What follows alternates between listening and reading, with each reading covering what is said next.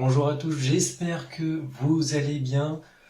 Désolé, ça faisait un petit moment que je n'avais pas fait de vidéo sur cette chaîne pour faire le point sur un peu ce qui s'est passé. Bon, avant, j'habitais sur Marseille et changement de situation professionnelle, j'ai quitté mon travail, j'ai déménagé, j'en ai profité pour faire une bonne configuration afin de pouvoir faire des bonnes vidéos.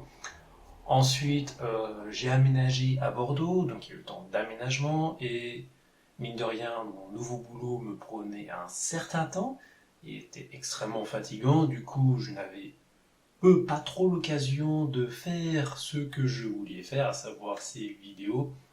Donc, il s'est passé un long moment, ça faisait un an au mois de décembre que la chaîne a été créée.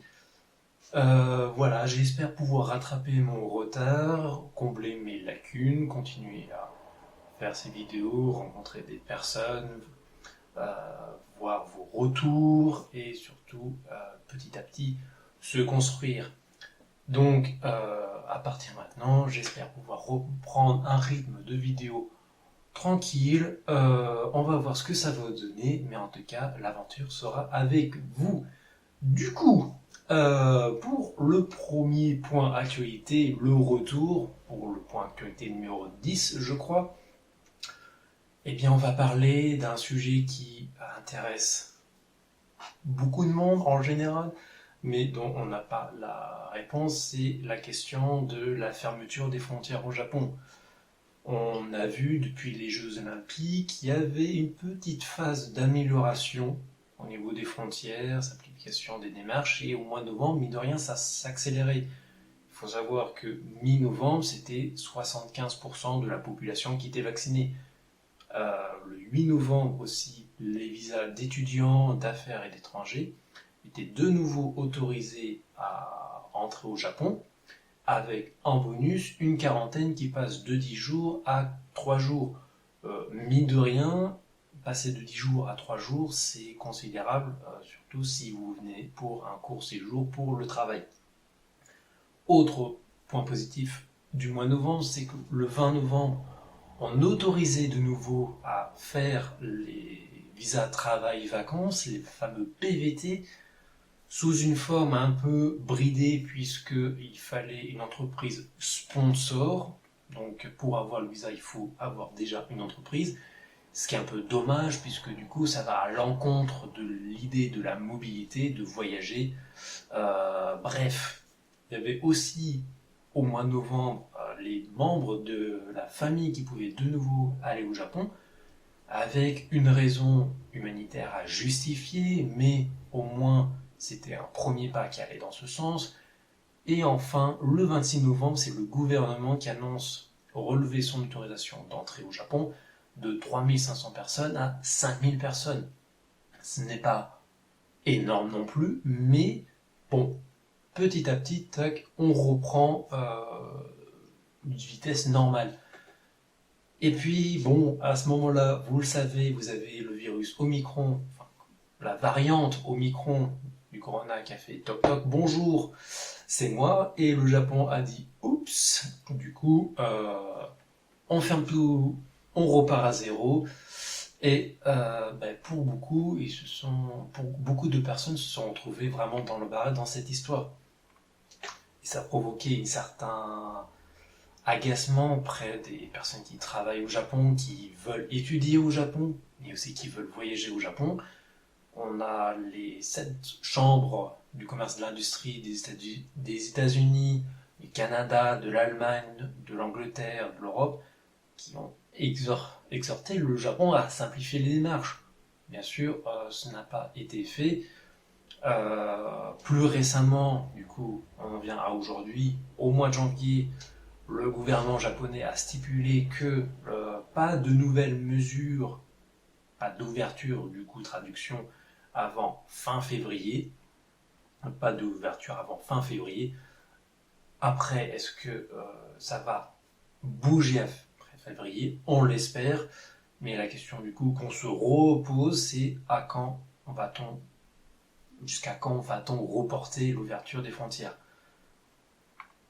Quand on voit la lenteur des procédures pour bénéficier des papiers, ça risque de prendre extrêmement du temps pour revenir, on va dire, à la normale.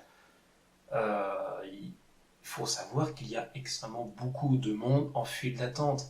Les derniers chiffres que j'ai pu avoir, c'est au mois de janvier, c'est 150 000 étudiants et 100 000 travailleurs et stagiaires qui attendent de pouvoir entrer au Japon. Donc, je pense que le gouvernement va d'abord axer l'autorisation pour ces personnes-là. Mais quand on voit aussi le délai entre l'obtention des papiers et l'entrée au Japon, ça risque de prendre beaucoup de temps. Un exemple, ça datait du mois de novembre, pour les personnes qui avaient obtenu le certificat d'éligibilité, donc la première étape pour avoir le visa, les personnes ayant obtenu ce certificat entre janvier et mars 2021 pouvaient faire une entrée, pouvaient compter sur une entrée à partir de janvier 2022. Nous sommes en janvier 2022. Ça risque d'être compliqué.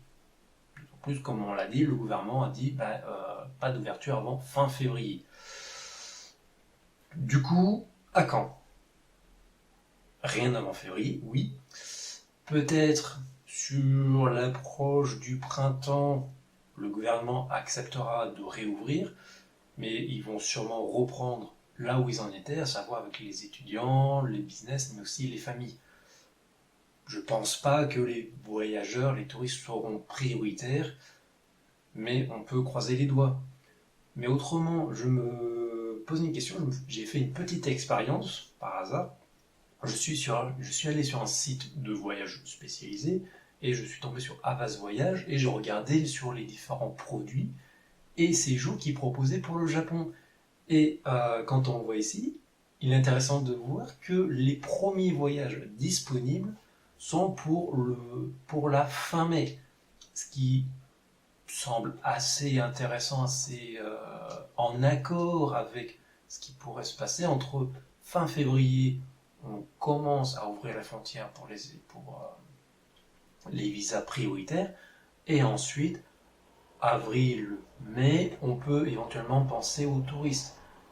Mais ce n'est pas que l'agence de voyage a déjà les dates d'ouverture des frontières, mais au niveau du commerce, au niveau de l'industrie du tourisme autour du Japon, il ne voit pas de fenêtre avant la fin mai. Donc c'est au moins un élément intéressant à prendre en compte. Dans tous les cas, mieux vaut prendre son temps parce que si c'est pour partir au Japon qu'on se tape 3 à 10 jours de quarantaine, ce n'est pas très intéressant. Il faut qu'on puisse prendre le train, il faut qu'on puisse entrer dans un parc d'attractions, il faut qu'on puisse entrer dans un restaurant de ramen. Donc autant prendre le temps et qu'on arrive à une situation où on puisse voyager de manière totalement libre. Les constances seraient qu'il faudra présenter un pass vaccinal complet, un test PCR négatif, et qu'il faudrait télécharger une application pour faire un suivi GPS et un relevé des températures quotidien. On peut rêver pour l'été, on peut rêver pour entrer au Japon d'ici l'été, l'automne 2022, mais à tout hasard, prévoyez une assurance annulation ou un report. On a pu voir ce que le Japon était capable de faire. Pour le point suivant, c'est grave. L'heure est très très grave. C'est la guerre. Vous savez, actuellement, on est en train de traverser une drôle de période où on a des pénuries assez diverses et variées, que ce soit dans les matériaux de construction, dans les composants électroniques. On a pu voir ça pour les cartes graphiques notamment, mais aussi des pénuries de patates. Voilà, le Japon est en train de connaître une crise majeure, entre guillemets, celle de la patate. Bon, rien à voir avec la famine en Irlande, avec la crise qui s'était passée à l'époque, mais voilà, le Japon a des problèmes d'approvisionnement en patates. Ils importent une certaine quantité de patates de l'étranger, mais pour deux raisons. une pénurie de patates, à savoir qu'au Canada, il y a eu des intempéries qui a inondé les centres logistiques, du coup, d'où partaient les patates qui étaient exportées vers le Japon. Mais en plus, on a toujours cette perturbation du trafic maritime depuis la pandémie. On a une carence en conteneurs. S'il y a un marché qui se porte bien, c'est les livraisons maritimes. Vu la demande qu'il y a actuellement, pas de souci là-dessus. Mais du coup, comment ça se traduit au Japon? C'est qu'il y a une baisse des exportations de patates au Japon, et au Japon, il n'y a plus de patates. Et du coup, plusieurs enseignes de restauration ont dû prendre la lourde décision de réduire les portions de frites. À savoir, McDonald's, depuis le 9 janvier, il stocke pour au moins un mois la vente de frites, des portions de frites, exception pour la taille S, la plus petite. Bon, ça ne vous empêche pas, si vous souhaitez, d'acheter plusieurs portions S afin de rattraper. On a d'autres chaînes comme Moss Burger qui connaissent des difficultés, KFC qui est obligé de suspendre la vente de frites dans 20% de ses restaurants. Mais le malheur des uns fait aussi le bonheur des autres. On a par exemple Freshness Burger, qui est une autre chaîne de burgers au Japon. Eux, ils ont l'intelligence, on va dire, de se fournir en patates du Japon. Du coup, ils n'ont pas de problème de carence. Alors quand les autres chaînes sont obligées de réduire les portions, eux, ce qu'ils font, pour le même prix, ils augmentent la proportion de frites de 25% jusqu'au moins 27 février. Ça fait une belle publicité et en plus, ça peut ravir les clients. Tout le monde est gagnant là-dessus. Sauf pour les chaînes qui font venir les patates de l'étranger. Peut-être que ça les poussera à faire d'une autre manière pour l'avenir. Autre point suivant, bon, plus gênant à aborder. Au Japon, parfois, la question sans dire le sang pur ou la pureté japonaise est parfois pas palpable chez certains couples. On a eu du coup récemment, au mois de janvier, un couple qui a abandonné son bébé car ils ont découvert que le donneur de sperme était chinois. Le drame. Pour la petite histoire, voilà qu'est-ce qui s'est passé exactement. C'était un couple qui avait déjà un enfant, ils voulaient avoir un deuxième enfant, mais sans donner le risque de transmettre une maladie héréditaire. Ils ont fait appel à un donateur, ils ont abordé cette personne, sauf que cette personne a menti sur son dossier. Il leur a fait croire qu'il était un japonais, qu'il avait des diplômes et qu'il était marié. Or, il s'avère que c'était absolument faux du début jusqu'à la fin. Bon, ce que le donateur a fait, c'est effectivement mal et c'est pas compréhensible dans cet acte. Pourquoi a-t-il voulu tant que ça donner son sperme? Je pense qu'il y a un truc à creuser là-dedans, psychologiquement parlant, mais le plus incompréhensible en fait, c'est pour le couple. Ils abandonnent le bébé. Et en plus, ils réclament au donateur la coquette somme de 2 millions de dollars. Alors bien sûr, l'opinion japonaise a été quand même choquée par rapport au choix du couple. Parce qu'un bébé, ce n'est pas un objet. Ça reste quand même ton enfant, tu l'as désiré, et sous prétexte qu'il n'a pas les gènes, l'origine japonaise, tu peux t'en débarrasser. Bon, on va voir ce que le tribunal va dire là-dessus, mais s'il vous plaît, si vous souhaitez des enfants, faites-le en connaissance de cause, s'il vous plaît, soyez responsable.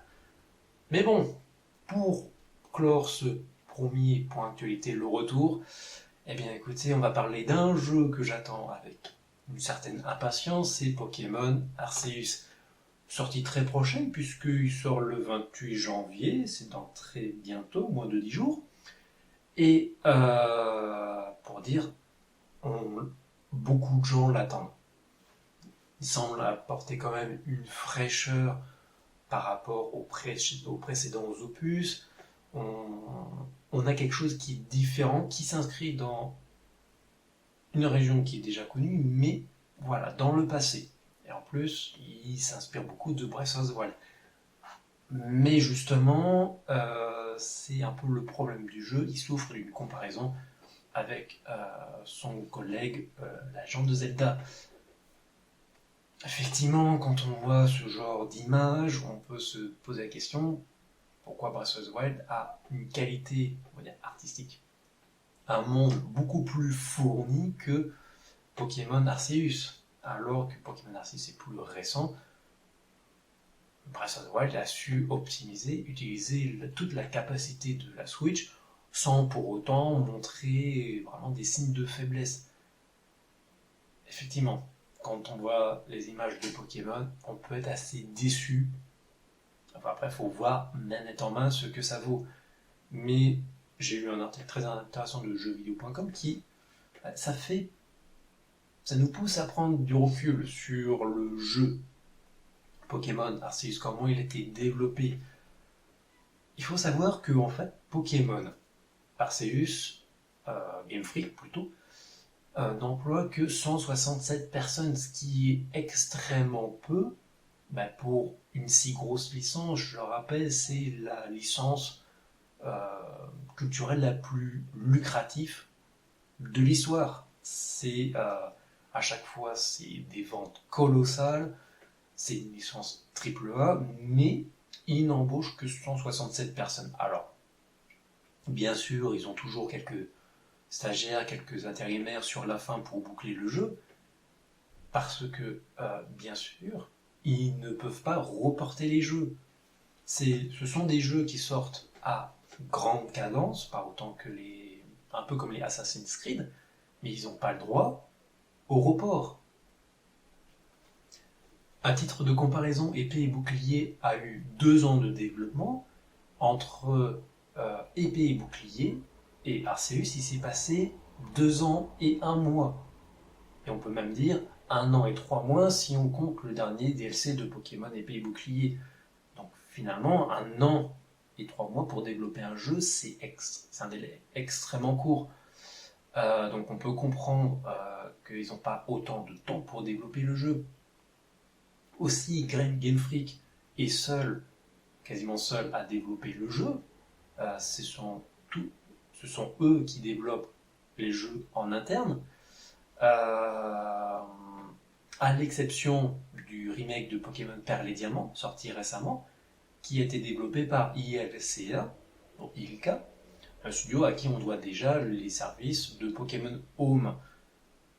Mais autrement, tous les jeux Pokémon sont développés par Game Freak. Et Game Freak souhaite aussi se développer dans d'autres jeux. Ça prend du temps, mais du coup, ça pompe énormément de ressources humaines pour ça.